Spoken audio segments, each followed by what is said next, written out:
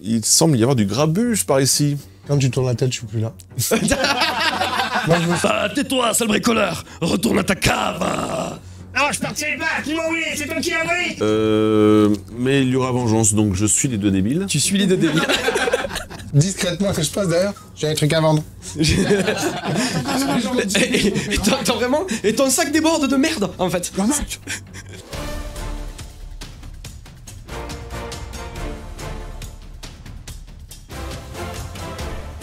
Je vous souhaite à tous le bonsoir, bienvenue sur Au Gré du Dé. Et vous l'aurez remarqué, ce soir, je ne suis pas à ma place habituelle. J'ai pris la place du MJ.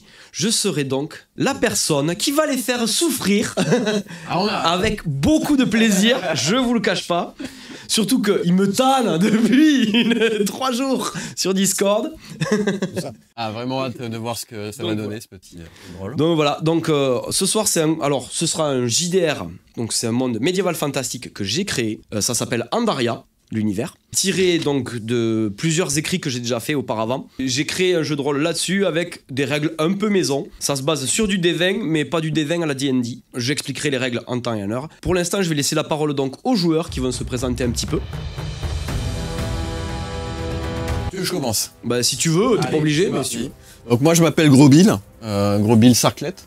Et je suis un gobelin guerrier, pas très intellectuel a priori. Je suis là pour en découdre. Bah bonjour, donc moi c'est Thomas, donc alias Zulk, et je serai du coup un gobelin bricoleur. Moi c'est Ben. Je serai Lochner, un gobelin marchand. Voilà, donc plutôt axé sur le bagou et la négoce. Et moi, Sylvain, vous m'avez déjà vu aussi, et je serai Gorzak, petit être voleur. Parfait. Parfait. Donc merci à tous d'être venus déjà. Ça me fait très plaisir de vous avoir autour de cette table. Malgré le fait que vous m'ayez un peu, bousculé. Mais c'est normal, vous êtes des gobelins et vous allez être dissidents, je le sais déjà.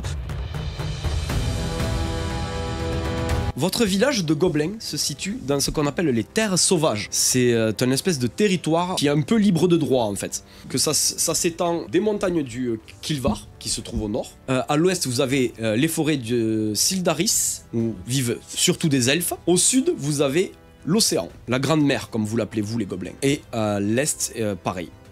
Il y a un bras de montagne du Kilvar qui descend et la grande mer, comme vous l'appelez les gobelins. Vous habitez donc dans un petit village, enfin dans un village de gobelins, parce que les gobelins n'ont pas vraiment de ville à proprement parler, c'est pas de très grosses infrastructures. Votre clan, c'est le clan de Gros Biff. Gros Biff qui est depuis très longtemps le chef du clan d'ailleurs. Gros Biff c'est une espèce de gobelin pas très haut, il doit faire à peu près 70 cm de hauteur, ce qui est quand même assez petit, c'est presque la taille minimum. Il fait à peu près autant en largeur. C'est un Rubik's Cube. Exactement, c'est un Rubik's Cube.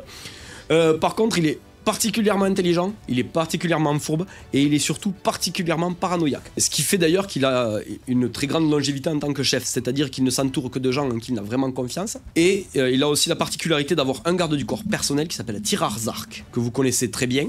Surtout toi, Absolument. Gros Bill, puisque c'est ton rival. Enfin, c'est ton rival. Tu aimerais que ce soit ton rival. En réalité, il te connaît à peine. C'est un peu décevant. C'est voilà. Tu es juste voilà. Pour lui, tu es juste un petit guerrier de la caserne. Lui, c'est le plus grand guerrier du village. Tirarzark, je vous en parlerai quand vous le croiserez, bien sûr. C'est la gueule. J'imagine que tous les guerriers le voient comme l'ennemi à abattre presque avant d'avoir accès. Ouais, c'est un peu l'idée. C'est un peu l'idée. C'est le boss. Voilà, c'est ça. Votre village donc, c'est un village qui est devenu. En fait, vous êtes un très petit clan de gobelins, mais il a un avantage précieux, c'est que vous avez des mines. Et dans ces mines, il y a énormément de pierres précieuses et qui sont récoltées évidemment par vos esclaves. Parce que même si vous êtes des gobelins, eh ben, vous fatiguez pas à aller ramasser les pierres précieuses vous-même. Et donc c'est ce qui a permis à votre peuple d'acquérir cette richesse. Pourquoi? Alors les pierres précieuses, elles ont 2 avantages. Bon déjà, elles valent énormément d'argent. Et le deuxième avantage, c'est qu'il y a de la magie contenue dans ces pierres. Notamment certaines pierres qui sont très importantes, c'est ce qu'on appelle la pierre de sang. En fait, c'est ce que vous, les gobelins, vous appelez la pierre de sang. C'est un rubis, en réalité. Ça permet au rituel de reproduction des gobelins. C'est une pierre qui est sacrifiée et c'est comme ça qu'on crée les couvées de gobelins. Avec tout un rituel magique, avec un chaman, un grand prêtre pour invoquer les dieux, ce genre de choses. C'est un rituel un peu complexe que seul le grand prêtre et le grand chaman font. Ils le font régulièrement pour renouveler la population de gobelins qui est quand même assez dissidente et qui a tendance à se mettre un peu sur la gueule. Voilà, un peu tout le temps. Donc ça, c'est ce qui a fait votre richesse. Pourquoi ça fait votre richesse? Parce que les autres clans de gobelins ont besoin aussi de ces pierres pour grandir. Ce qui fait qu'ils osent pas trop vous attaquer, parce qu'ils se disent que s'ils vous attaquent et qu'ils perdent, eh ben, ils ont plus accès aux pierres, aux pierres pour faire les rituels de reproduction. Donc ça vous accorde une certaine protection. Alors ça vous accorde une protection qu'auprès des autres clans de gobelins, à condition que ce ne soient pas des clans trop gros, auquel cas ils pourraient vous exterminer, mais globalement... Avec Gros Bif, qui est un très gros paranoïaque, il a réussi à maintenir tout ça à l'écart. Donc voilà pour le lore, plus ou moins, de la ville. Est-ce que vous avez des questions, peut-être? Est-ce qu'il y a des choses qui vous gênent? Est-ce que vous voulez peut-être que je rentre dans certains détails? Du coup, les pierres, c'est quelque chose qui se vend? Les gobelins en font commerce avec les humains ou trucs comme ça? Oui. Ah oui, ça, vous pouvez tout à fait les vendre, faire commerce, ouais. Oui, bien sûr. Et c'est souvent d'ailleurs les marchands gobelins font souvent d'ailleurs voyagent souvent pour aller dans les villes et tout ça pour justement négocier et ramener l'or. En principe, d'ailleurs, je vais y revenir après parce qu'il y a un marchand dans le groupe. Vous êtes libre de vous déplacer hors du clan quand vous voulez. Hein. Il n'y a pas de règle tacite à vous obliger à rester au clan. Ah, on peut aller dans un autre clan? Vous pouvez aller très bien dans un autre clan s'ils vous acceptent. Ça, c'est une première chose. La deuxième chose, c'est qu'à tout moment, vous partez, personne ne vous dira rien. Okay. Il n'y a pas de compte à rendre en tant que gobelin.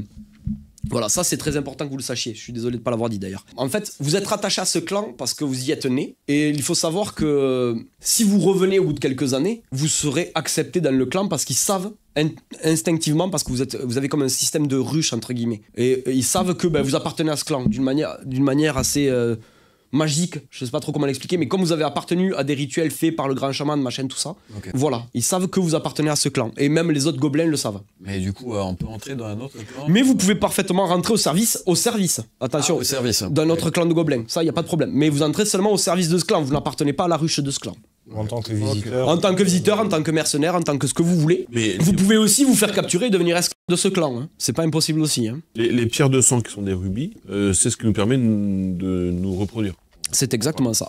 Mais malgré tout, on peut en faire commerce? Ou on préfère plutôt quand même les garder parce que alors, quand même, le rubis, concrètement, vous en gardez une très grosse partie. Après, il y a d'autres pierres précieuses dans les mines. Hein. Il n'y a pas que des rubis. Oui. Voilà, c'est surtout les autres pierres précieuses que vous commercez, mais les autres clans gobelins viennent surtout vous voir pour avoir ça. C'est ça. En fait, on peut, en fonction du nombre de pierres, réguler un peu la population et garder ce qu'on a besoin. Exactement. Et le surplus, on va le revendre à d'autres clans. Voilà. Et c'est là qu'en fait toute l'intelligence de Gros Bif intervient. C'est-à-dire qu'en fait, c'est lui qui manage grosso modo, qui régule la population de tous les gobelins des terres libres. Plus ou moins, parce qu'il y a d'autres manières d'obtenir des rubis, évidemment. Il n'y a pas que vous qui en avez. Mais c'est vous qui avez la plus grosse mine de rubis. Et notre clan, c'est quoi la taille du clan? Il y a combien d'individus? Alors c'est assez difficile à estimer, mais on peut l'estimer à peu près 2000 individus. 2000 individus. Mais c'est un petit clan de gobelins. Enfin, c'est... Oui, mais n'oubliez pas que vous êtes des gobelins et que vous vivez dans des petites huttes et qui forment ce qu'on appelle le terrier, donc on va y revenir plus tard. Et vous vivez entassés les uns sur les autres, donc ça fait de la masse grouillante si tu veux, mais ça prend pas tellement de place. Mais ça fait, c'est un gros village si tu veux par rapport à notre époque moderne à nous. Ça peut paraître une ville, évidemment, pour un monde médiéval, mais il y a des clans gobelins beaucoup plus nombreux. Parce que le gobelin se reproduit très facilement. C'est des couvées de 4 à 5 individus, voire plus dans certains cas un peu exceptionnels. Question sur la monnaie. Oui. Le Courix.